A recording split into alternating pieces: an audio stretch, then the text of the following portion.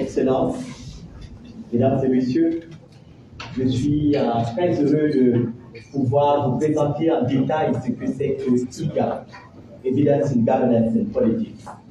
C'est le lancement officiel de l'EGAP et c'est important que nous puissions découvrir justement cette institution en détail. Donc, le CERAP, comme cela a déjà été dit, abrite donc le pôle régional d'IGAP pour l'Afrique. IGAP, qu'est-ce que c'est? Qui sommes-nous?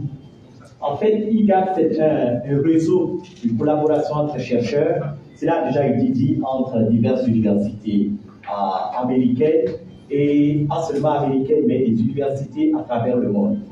IGAP, justement, c'est un réseau de chercheurs qui compte environ plus de 240 chercheurs actuellement.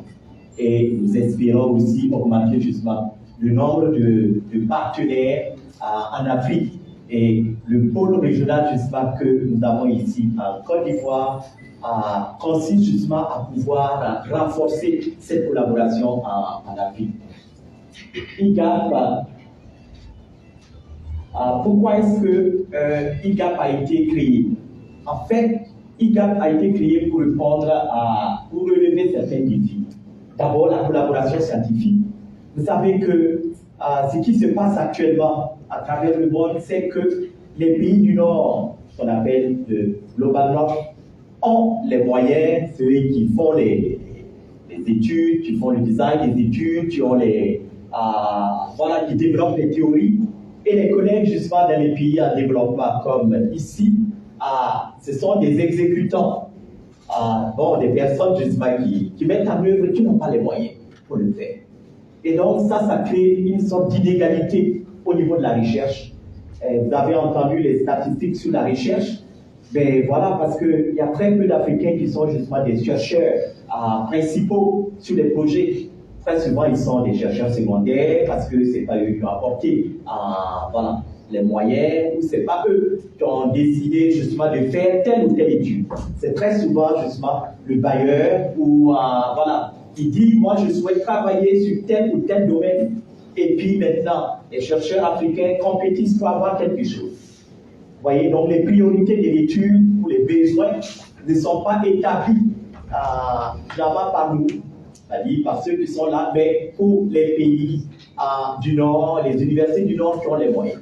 Donc, IGAP veut répondre justement à ce défi en créant justement une collaboration entre les chercheurs du Nord et du Sud, en les formant de telle sorte qu'ils puissent être capables aussi de se présenter, d'avoir non seulement les subventions, mais aussi d'avoir les compétences, de publier également dans les meilleures revues. Donc, c'est vraiment le premier objectif, l'esprit qui habite IGAP. Et c'est pour cela que le CERAP est très heureux justement de pouvoir soutenir IGAP et de pouvoir accueillir IGAP. Parce que justement, comme vous le voyez, la mission est très noble. Un autre élément, c'est d'encourager effectivement l'innovation et l'expertise également dans nos pays. Il y a nous avons beaucoup de talents, beaucoup de personnes, beaucoup de chercheurs qui sont capables de produire des études innovantes, mais qui n'ont pas nécessairement, pas seulement les moyens, mais parfois la méthodologie nécessaire ou le laboratoire nécessaire pour pouvoir faire ce qu'ils veulent. Et c'est pour cela justement que IGAP entend aussi encourager cela, l'expertise justement locale. Par exemple, pour des sujets, des défis locaux, on souhaiterait entendre les voix justement des chercheurs locaux, sur la violence électorale ou ainsi de suite, toutes les thématiques. IGAP est très soucieux justement de savoir que pensent les chercheurs locaux, l'expertise locale, et comment est-ce qu'on peut donner une visibilité à cette expertise locale. Et c'est pour ça que IGAP organise un certain nombre d'événements pour permettre justement aux personnes, notamment aux universités du Grand Nord, de découvrir ce qui se fait dans nos pays. Donc, IGAP aussi vise justement à faire des formations, donc des formations méthodologiques. C'est vrai que certains les francophones ne sont pas très habitués aux méthodes quantitatives et expérimentales et on est très souvent limité par les méthodes qualitatives. IGAP a une orientation, c'est vraiment les méthodes quantitatives expérimentales. En fait, qu'est-ce que ça signifie? Ce sont des méthodes justement où on vérifie des hypothèses. Voilà. Où on peut dire que on essaie justement de mettre à nu l'inférence causale, dire que c'est X qui a produit Y, voilà. Et non pas le discours global. Et donc c'est un peu ces méthodes-là basées justement sur des données probantes. C'est ce que IGAP essaie de faire. Et c'est pour ça que IGAP essaie de former les chercheurs à ces méthodes-là. Les objectifs d'IGAP, donc c'est de soutenir la recherche appliquée en sciences sociales et dans les domaines justement de l'innovation en Afrique et puis à travers le monde. C'est de renforcer la capacité de recherche dans la région pour concevoir et mener des évaluations robustes.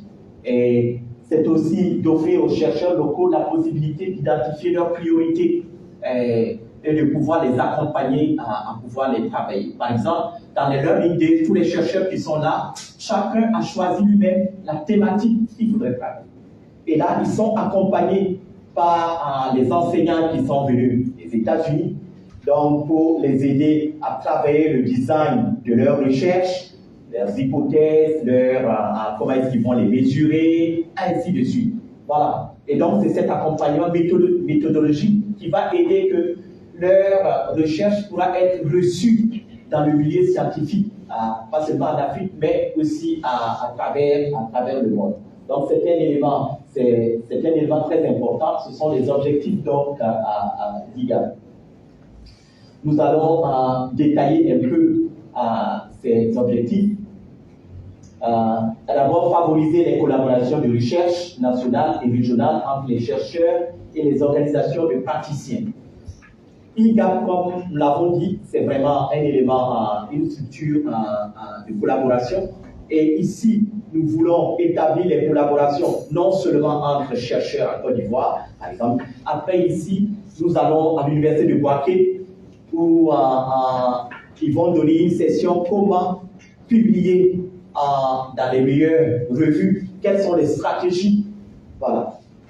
Donc ça, ce sont des éléments qui sont importants mais cette collaboration dépasse aussi le cadre de la Côte d'Ivoire. Nous voulons que ça s'étende justement à toute l'Afrique. C'est pour ça que pour ces premières journées de Learning Days, nous avons des gens qui viennent de divers pays d'Afrique, on vous a déjà cité, et nous voulons aussi que les chercheurs nationaux puissent travailler avec d'autres chercheurs. Voilà. Et nous voulons justement encourager cela. Nous ne voulons pas justement que ça reste simplement en Côte d'Ivoire. Nous donnons la possibilité justement aux Ivoiriens de rencontrer des chercheurs, voilà, de l'Afrique de l'Est ou de l'Afrique du Nord, de l'Afrique centrale, et la recherche avance de cette manière.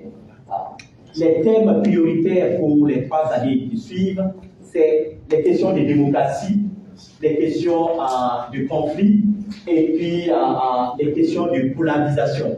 Polarisation, pensez un peu à tout ce qui est disons, au conflit ethnique, ou même politique, à la question de la cohésion sociale. C'est un peu nos thèmes prioritaires, mais ce n'est pas limité à cela. La preuve, c'est qu'actuellement, nous venons d'ouvrir un autre programme pour étudier justement les résistances au vaccin de la Covid, par exemple en Côte d'Ivoire, au Sénégal, au Zimbabwe et en Zambie. Et voilà, c'est une recherche qui sera faite basée à partir d'ici. Nous avons les policy events, ça a été vraiment difficile à travailler, à traduire en français. Bon. Donc les policy events, c'est un peu comme ces types de sessions où nous présentons les résultats de nos études. Comme l'a dit le professeur Bamba, ce que nous faisons, nous voulons que ça puisse être utile à la société. Donc l'université est au service justement de la société. Il n'y a pas d'études que nous allons faire si ça n'a pas d'enjeu, si ça ne va pas aider, et nous n'allons pas la faire. ne va pas mettre des moyens et puis de l'énergie pour faire une étude qui ne sert pas. Et donc, nous travaillons beaucoup avec les décideurs, ceux qui peuvent prendre des solutions en leur proposant des solutions concrètes. Nous allons dire, une fois, quand on a publié l'article scientifique, ben, nous publions aussi des policy briefs qui consistent à dire, sur telle question, voilà ce que nous avons observé. Voilà les méthodes que nous avons testées, voilà les solutions que nous avons testées à petite échelle. Nous vous les proposons. Donc, c'est vraiment un partenariat avec voilà, le pouvoir public, aussi avec la société civile. Les politiques justement consistent à présenter et à développer justement cette connexion. Alors, IGAP aussi soutient la recherche. Comme vous savez, dans nos pays, les fonds de recherche, c'est vraiment compliqué. Il y a beaucoup de gens qui ont des idées, mais ils ne peuvent pas réaliser leur étude parce qu'ils ont besoin.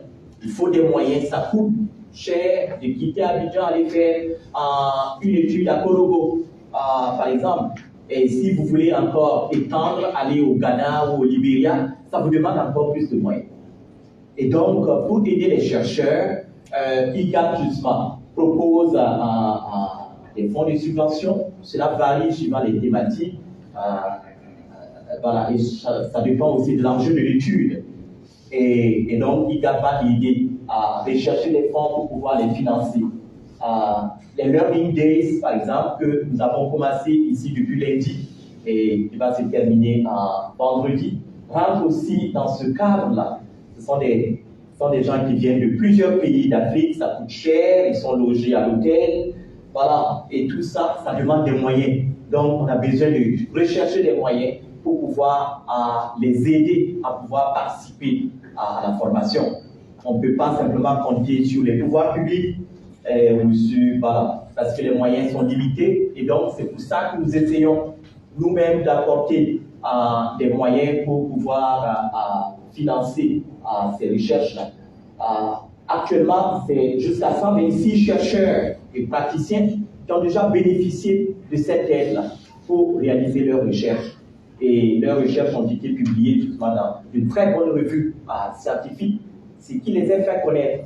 Et comme l'avons dit, beaucoup sont capables d'aller présenter dans des conférences internationales en dehors de l'Afrique, et cela aide également leurs institutions universitaires de leur pays, parce que quand nous allons présenter, ben, nous devenons justement, nous portons le flambeau de notre pays, le drapeau de notre pays, et ça c'est vraiment important. Et c'est ainsi que nous pensons que petit à petit que nous pouvons émerger également dans le monde de la recherche. Alors, il y a également les conférences régionales qui sont organisées. Nous allons organiser des conférences régionales sur des thématiques précises pour permettre aux chercheurs de la sous-région de venir présenter leurs études et puis d'avoir des retours, des commentaires pour pouvoir améliorer leurs recherches. Voilà, j'ai déjà parlé de la publication des recherches. Nous essayons aussi d'accroître nos partenariats.